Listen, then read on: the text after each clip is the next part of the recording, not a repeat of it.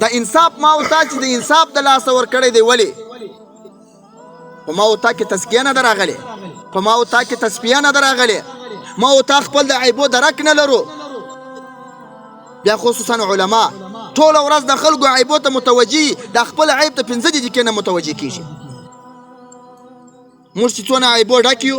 چې خپل د مشایخو او د اولیاو سره ملاقات راسي پر ځان مونیت بسي چې د عیبو خو موږ ډک یو، ناکي خلکو ته په منبرو باندې غږیږو چې دا وکه او ها وکه.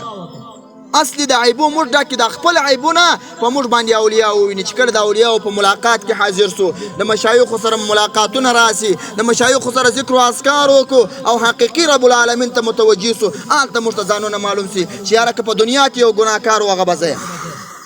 مقصد مې دا دی چې هر څوک غواړي چې د الله رب الجلال نیکه بندګي وکړي او د رسول الله صلی الله علیه وسلم هر سنت طریقې ته په غټه سترګه وګوري او د رسول الله صلی الله علیه وسلم هر سنت طریقه په ځان کې راوله، ولاړ څه داسې د یو داسې پیر سره بیعت وکړه چې ستا زړه خوش کړی وي، چې ستا زړه درته وویل چې د دغه پیر سره بیعت وکړه، بس د هغه ولی الله سره بیعت وکړه، هغه ولی الله سره بیا ستا محبت ډېرېږي. کله چې ستا د یو چا سره محبت راغی هغه بیا چې تا پر هر څه امر کوي بیا ته په دغه په کول کوې. نو که د شریعت موافق ځان غواړي د یو شریعت برابر پیر سره بیعت وکړه. که د رسول الله صلی الله علیه وسلم محب او عاشق ځان غواړي د رسول الله صلی الله علیه وسلم د یو محب او عاشق ولی الله سره بیعت وکړه. د هغه په بیعت باندې پتا کې کمالات راځي او صرف خپل په کور کې ناست او د طریقت او د تصوف او د کتابونو مطالعه کول د په سړي کې کمال نه راولي.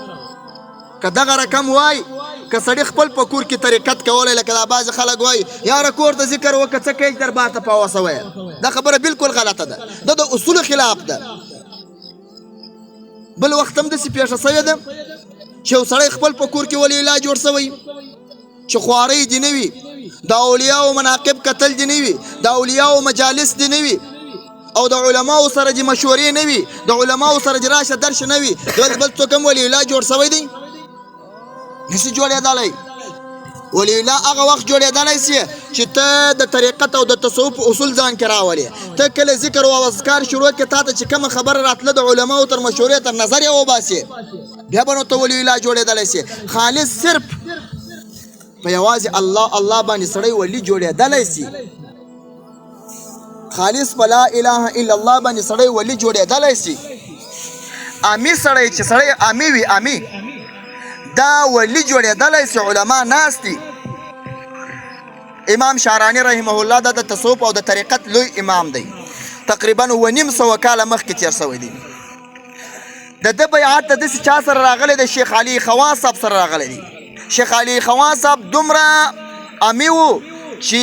تر سپارې پورته کتاب نه و ویلی. د امي سړي سره بیعت راغلی دی خو کمال پکښې راغلی دی. اوس هم زه وایم امي سړی کېدای شي چې ولې جوړ سي، امي سړی کېدای شي چې د کمالاتو خاوند جوړ سي، امي سړی کوای شي چې د رسول الله صلی الله علیه وسلم پر سنت طریقو ځان برابر کړي، خو 2 شرطه به لري. یو بیا د داسې چا سره بیعت وي چې هغه به عالم وي، رباني عالم به وي، دی به د رسول الله صلی الله علیه وسلم محبت ته راکشي وي. یو دا شرط دی. دوهم شرط دا دی چې په طریقت او تصوفو کې چې کم حالات دي، کم کشفیات دي، الهامات دي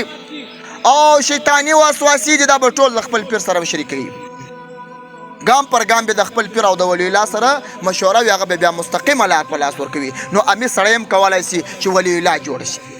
یو بیا بله مسله ده، امي سړی کېدای سي چې د رسول الله صلی الله علیه وسلم وارث جوړ سي، دا بیا ځان ته مسله ده. امي سړی کېدای سي چې مرشد جوړ سي، دا بیا ځان ته مسله ده. پخوا مخکې کلو کې پخوا دغسې وه اولیاء اکثر امیان راغلي دي. اوس د امام رباني رحمه الله، د شاه نقشبند رحمه الله، د دې مشهور علماو او د اولیاو وروسته بیا علماو رد کړی چې د امي سړي سره به ډېر بیعتونه نه کوي. بیا خصوصا زموږ زمانه چې د فتنو زمانه ده، د نیټو د فیسبوک د واټساپ زمانه ده، په دې وخت کې کوشش وکړه چې د یو داسې عالم سره بیعت وکړه چې هغه تا د رسول الله صلی الله علیه وسلم محبت ته راکش کړي، هغه په تا کې انقلاب راولي، هغه په تا کې د دنیا محبت نیستي کړي، هغه تا د الله رب الجلال و طرف ته کش کړي او د الله رب الجلال څخه دې وبېروي. د داسې چا سره بیعت وکړئ. بیعت صرف په دې مه کوه چې پلانکی ولی الله مشهوره دی زه به د دې مشهور ولی الله سره بیعت وکم نو څوک به اعتراض هم نه پکې بیعت صرف په دې مه کوه چې زه به نن بیعت وکم بیا به په 15 کاله کې خپل پیر ته ځم دا هم د بیعت نوم نه دی صحیح ده دا منمه د هغو اولیاو په دعا کې راځي د هغو په مریدانو کې راځي خو کم کمال چې تا خپل ځان ته قصد دی کم غواړي چې د طریقت مقصد ځان کې راولي چې باید پتا کې انقلاب راوسته سي پتا کې تخلا راوسته سي هر بد صفت چې دی هغه بد صفتونه چې محمد عربي صلی الله علیه وسلم یې بد بیان کړي دي چې د بعضو څخه ځان ساتل فرض دي د بعضو څخه ځان ساتل واجب دي د بعضو څخه ځان ساتل سنت دي د هغه بدو څخه خصلتو څخه که ځان خلاصې د داسې ولی الله سره بیعت وکړه چې ستا کم از کم په 4 شپو کې ورسره ملاقات که هغه هم نه کېدل کم از کم په 2 میاشتو کې باید ورسره ملاقات او ملاقات په دې طرف نه وي پام کوه چې ته ورسې په دربار او خانقاه کې شاوخوا ګورې پر دې اعتراض وکړه پر دې اعتراض وکړه دا وکړه دا هم د انقلاب لار نه ده